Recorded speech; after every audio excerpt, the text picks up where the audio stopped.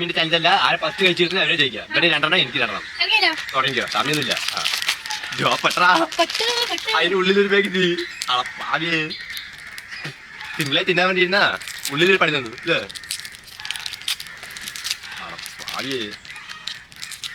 വരണമെങ്കിൽ തിന്നാൻ പറ്റും നോക്കാതെ എന്തില്ലേ?